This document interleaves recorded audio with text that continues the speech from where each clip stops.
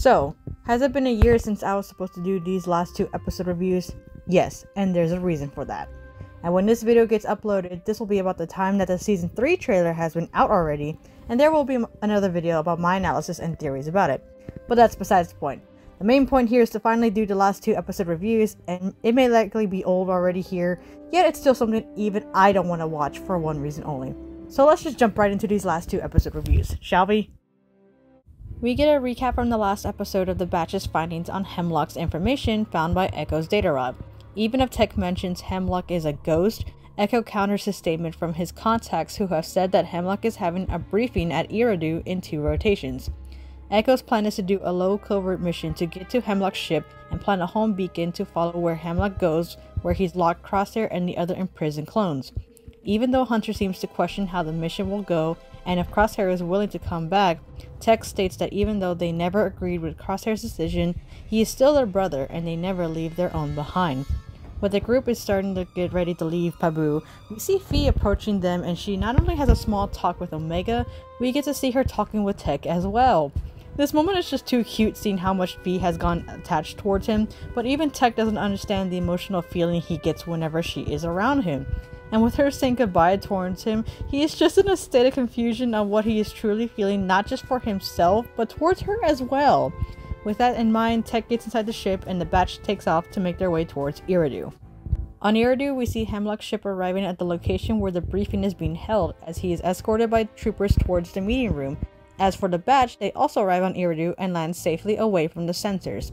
Once they get a view of the area, the plan there is to hitch under the railing cars that lead towards the main building. But Tech isn't able to disable the sensors, yet he could temporarily disrupt the feed, which only gives the group 30 seconds to get on the cars undetected, and it must be precise.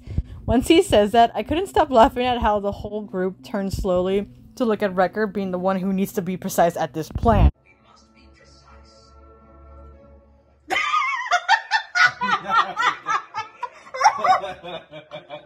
like how they all turn to look at him. That is so unfair. That in mind, the plan is set to action and they all made it safely. The group then safely gets off to hit a few troopers before entering in. Back at the briefing room, Tarkin asks Hemlock about his reports with the Advanced Science Division.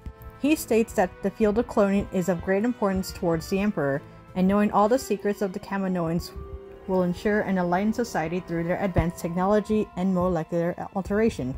Tarkin asks how long will it take and states that the funding Hemlock requested was substantial, yet Hemlock says that science is not something you rush. And one officer is stating about the obligation the clones Hemlock has obtained, since the Senate is already up for the clones' rights. The fact that Commander Krennic from Rogue One is in this show is already a facing matter, since this is a timeline as to the Project Stardust, which could reference a specific Death Star, maybe so. With the group finding out they need to go up to the control room finding Hemlock's ship, Omega and Wrecker are the ones staying down to plant the beacon, while Hunter, Echo, and Tech are the ones that will go up to the room. As the trio goes to the control room and tells the other 2 about where Hemlock's ship is at, Echo notices something irregular is happening in the surveillance system that prompts Hunter and Tech to go find out what's going on. As for Omega secures the beacon, she gets pinned down, which prompts Echo to cause a distraction on the troopers. Back with Hunter and Tech, they are greeted with not only with thermal explosives ready to set off, but also with the damning character Saw Gerrera. His plan here was to destroy the building with the Imperials already here, yet Hunter is already telling him their plan, and it isn't a good idea for Saul to cut off his plan. Saul's accomplice is reminding him that they have to go, and that's when the group is split off. The batch regroups and makes their way towards the railing and start up the car. As for Saul's group, they make it towards their shuttle to escape, and Saul takes the action to set off the detonators that his group planted, which destroys the beacon Omega put on Hemlock's ship. The explosion causes a loss of power on the railing that makes the cars stop, and this is where this episode ends. This episode was a fairly good episode, even though we see Saul again and his result wasn't a good outcome for the batch's ends for their mission, which we will now see for the finale episode for season 2, and oh boy, this episode is just a roller coaster of emotions here. With the railings having no power to move the cars, the batch is still in an attack that prompts Tech to go up the car to restore power. And in the brief room, Tarkin commands to have air support to shoot down the rail line, even if it causes casualties on their own troopers. Even with a hit on their car, Tech manages to get power for Echo to start the car. Though Hunter was able to shoot down one ship, another appears behind to shoot the car again, which causes Tech to fall and place his grappling hook onto the car in time to prevent him from falling off. Although he tries to climb back up, it isn't helping Echo to start the car, and more weight towards the car will cause both of the cars to fall off. It is at this moment that Tech tells Rek to do Plan 99, and I can't explain the rest. Let my reaction say it all. What?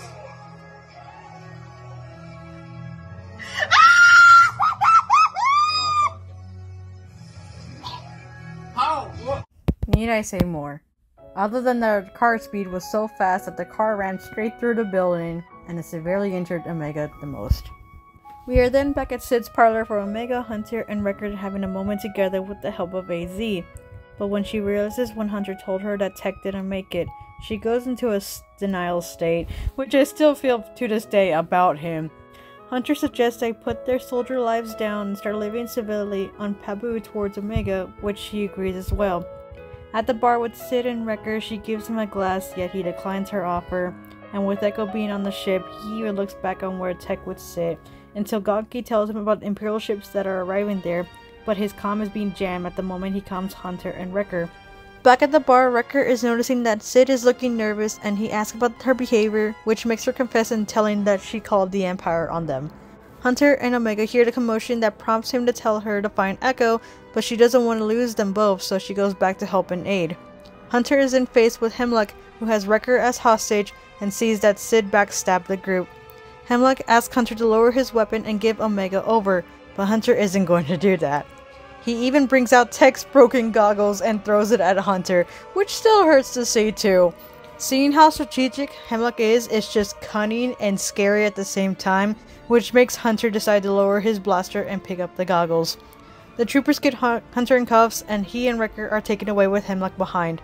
With Omega and AZ out of the building, Omega tells him to find Echo while she is going to stall Hemlock, which this is a plan I wouldn't agree on. While the streets are being invaded, Omega makes a distraction that gets Hemlock's group's attention. Though Hemlock tells her that she needs to go back to Nala Se, she won't take his deal that gives a trooper enough time to stun her from behind. Again, not the smartest plan against Hemlock, I'll say. Now with Echo and AZ coming to see the situation, he too causes a distraction of his own, which gives Hunter and Wrecker a moment to break off from their cuffs. At this moment, Hemlock's group has Omega and they are boarding on their ship. With the trio together, they try to make it towards the shuttle, but it's too late as they see the ship taking off. The group then goes back towards the Marauder and they take off as well.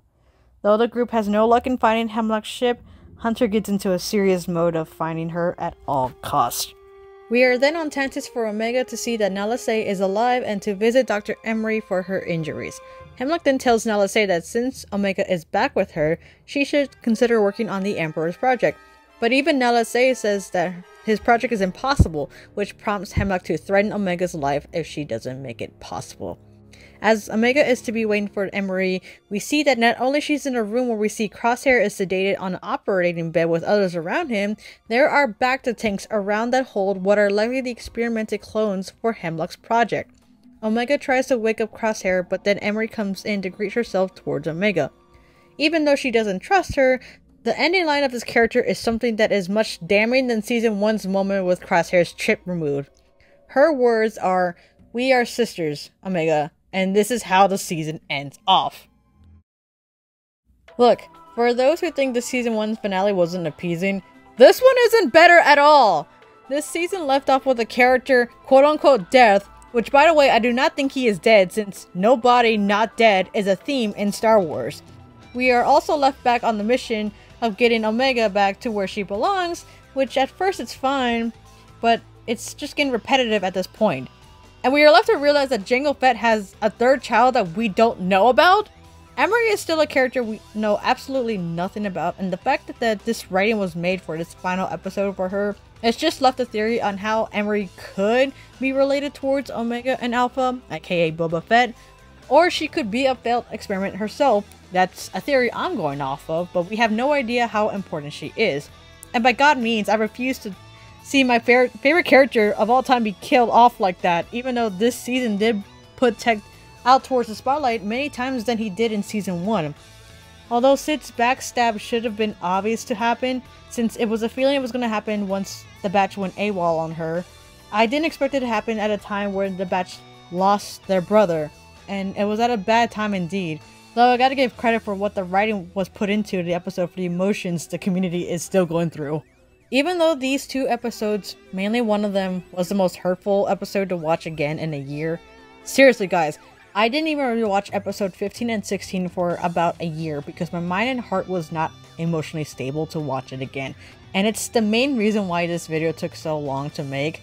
So I apologize for the long wait for this episode, but some of you know how this took a heavy toll to rewatch these two episodes again. Overall, these two give the 10 out of 10 for me, since the writing was so emotionally well done here, and though a different rating could occur here, I'm basing this off on how well scripted these episodes came out to be, and it was said and done. Now that this is out of the way, I'll be making my theory and analysis video for the Season 3 trailer, and I'll see you guys in the next video. Bye!